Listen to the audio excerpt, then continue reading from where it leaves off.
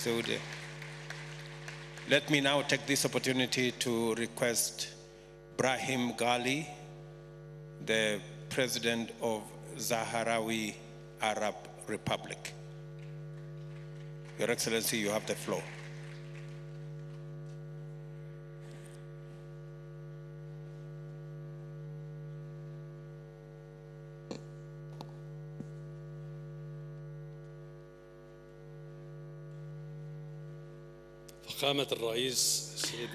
Your Excellency, President of Kenya, Dr. William Ruto, and also head of the Committee of Heads of States on Climate Change, and also head of the AU, and also Mr. Musa Fiki, head of the AC, Your Excellencies, heads of states, heads of governments, ladies and gentlemen. It's my pleasure at the outset to extend my wholehearted thanks to the Republic of Kenya, the government of Kenya, and the people of Kenya, and President William Ruto for this gracious invitation to attend this meeting. Would like to thank you for the excellent hospitality, and would like to thank you for all sorts of efforts and generosity for the sake of the success of this great event, which is the Climate Summit in Africa. And our Saharan Republic also is facing the climate change like so many other countries in the world. We're facing all these challenges related to climate change. Meanwhile, we have another struggle to put an end to occupation in my countries due to the occupation because of the conflict with Morocco. And those challenges are intertwined.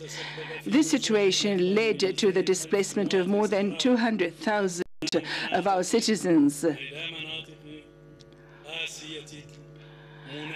to some territories that are suffering from climate problems, and temperature in the refugees camps are immeasurable. In our occupied territories, the different practices of occupation, which is outside the control of the international law, without any kind of control. It leads to the aggravation against climate change, like, for instance, the problems with fishery, and this depletes our water and agricultural resources for the sake of exports. And this kind of military occupation is sort of a wall and divides our country into two parts. And this deprives the occupied territories from water. And this is a very dangerous environmental deterioration, and this increases drought in our region. It also led to so many deeply rooted changes in the surface of the land, which became more exposed to wind erosion and also water stagnation. There are also mined areas along this wall became inhabitable, and also it has a very limited economic production. Those challenges, huge challenges, required practical measures on our side to deal with this situation. And in this context,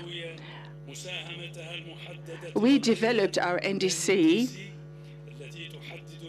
and we identified through it the urgent measures for adaptation with climate change and mitigation of its limits. And we did that through strengthening development, which is based on renewables instead of fossil energy.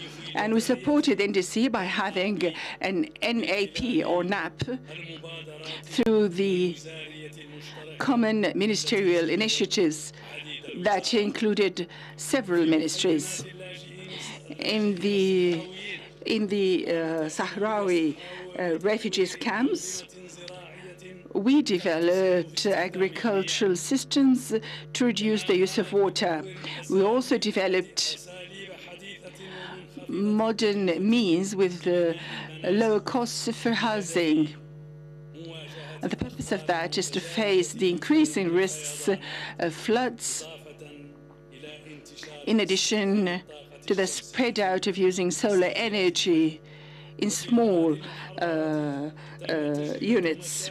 We also have experienced some electricity projects using solar energy, wind energy, and we're using it also in medical facilities in remote and isolated areas. There we use solar energy. Mr. President, although we have a desert nature, but we do have so many resources to provide to the blue economy in Africa. We have long coasts, and it's very good for fisheries. And our coast, which goes as far as 1,110 kilometers, the land there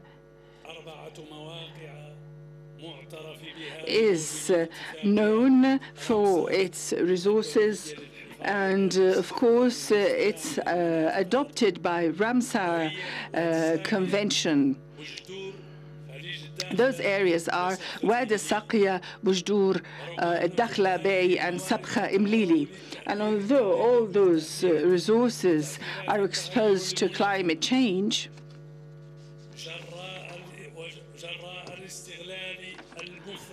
because of the excessive depletion of those resources under occupation, but our country emphasizes that it's committed to execute and implement cautious plans in this area. And this is in harmony with the African initiatives and its goals to protect the African coasts in Africa. In addition to our work or setting out administrative plans for the important environmental areas, and according to the climate change requirements, we're going to work with other countries and have partnerships and with those countries and African organizations to build our national capacities and to exchange experience in relation to the blue economy. The delay of the termination of the occupation by the United Nations, which is the last in Africa, that doesn't mean that we are fully participation in the international global efforts to face climate change and its detrimental impacts. It is illogical that we're deprived of getting the required and allocated financing to face climate change, and we're also deprived of the technical assistance through the climate change mechanism under the United Nations and other organizations.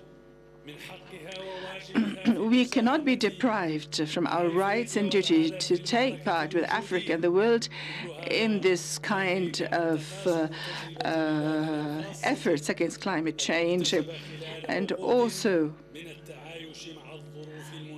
we have been coexisting for years and years with those dire and difficult climate circumstances like other countries. We should be represented in the new FCCC and also in the COP.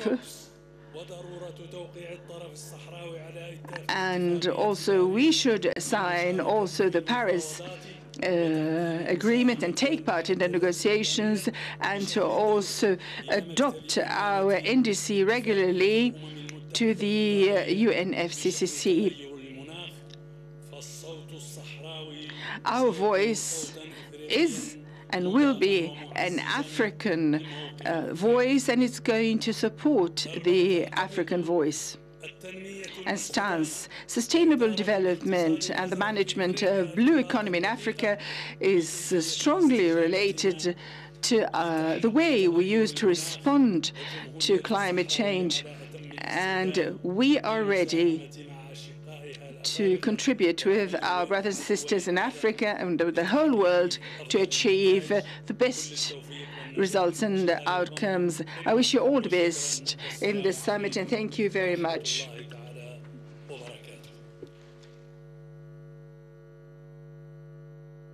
Thank you very much, Your Excellency Ghali, for that statement.